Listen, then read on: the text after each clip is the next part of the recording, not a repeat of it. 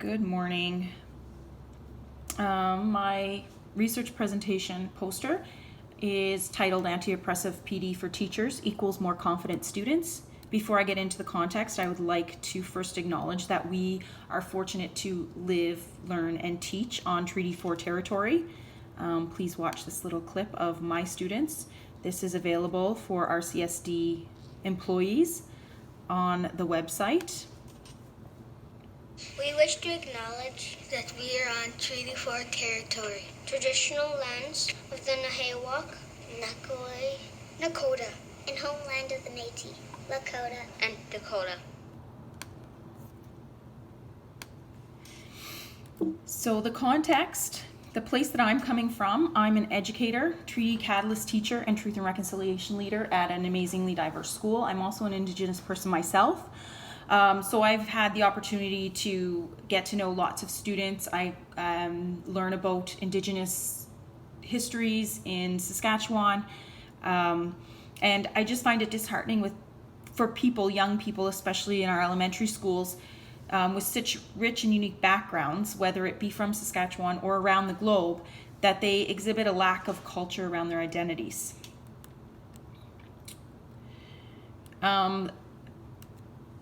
So I feel that in order to create a space for students to exhibit a sense of pride in their cultural identities, both teachers and students must be participating in ongoing and anti-oppressive education. There are multiple parts of the research, so many places I could have gone with this, but I'm going to look at teachers acquiring, applying anti-oppressive education, and then using that to strengthen their classroom communities and assist their students in celebrating their own cultural identities. So my question was, how can anti-oppressive PD for teachers strengthen the classroom community in terms of pride in their students' cultural identities? Some of the literature that I looked at was Sensoi and D'Angelo that we talked about in school, the story of the two-eyed people versus the in a world designed for three-eyed people. And I argued that for two-eyed people, you could substitute the names of marginalized groups and substitute the opposite names of the dominant group for the three-eyed people, and you would kind of see the same outcome. Children are impacted by the direct and indirect messages they receive about who they are, including their racial identity, and early childhood educators have the power to recognize and guide children toward accurate, positive understandings about themselves and others. This is Jep Comboy and other authors writing this, and they wrote an article about Dr. Mamie Clark and all of her advances that she made towards anti-oppressive and anti-racist education. So then I found another quote in my literature that I was looking at. There's thus increasing agreement the way by which whiteness gets enacted is complex affair, and researchers and teacher educators would do well to incorporate critical analysis of their own racialized identity development as they attempt to move forward with their work with students. And I would argue that the PD is just not there for that. And then the little picture here says a curriculum can only be as anti-racist as the person delivering it. The methodology and methods that I would use, I really enjoyed the study that was done by McMahon and Casey. They did a 2-year ongoing PD with teachers, anti-racism, anti-oppressive PD. It was ongoing. And then, so I would like to kind of continue that, but maybe only for a year because of the history and time.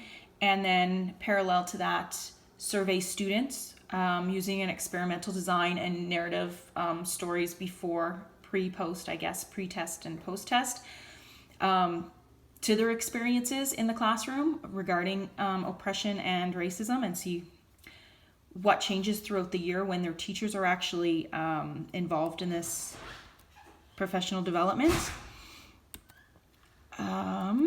So my desired outcomes would be that the teachers brought their PD learning into the classroom in terms of teaching the kids about anti-oppressive and anti-racism. The second thing I would hope for is that the pedagogy created a space for students that proved they were more comfortable and confident sharing their stories of their cultural identity. I would hope that teachers would take this opportunity to allow the children to share and celebrate rich backgrounds of one another.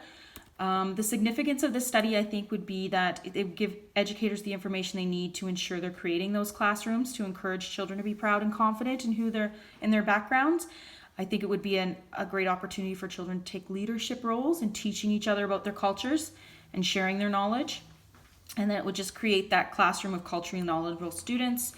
And I would argue that once they learn this about each other, they could be activists for one another and would know when to shut down stereotypes and perhaps correct people when the moment presents itself. And then the implications are numerous. Students feel safe and welcome. They can focus on learning. Telling stories about each other's identities can minimize stereotypes, and this can create those activist students.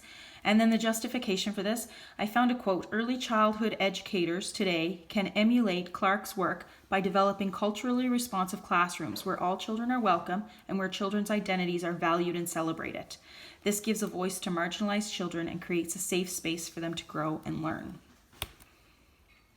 There are my references. Thank you.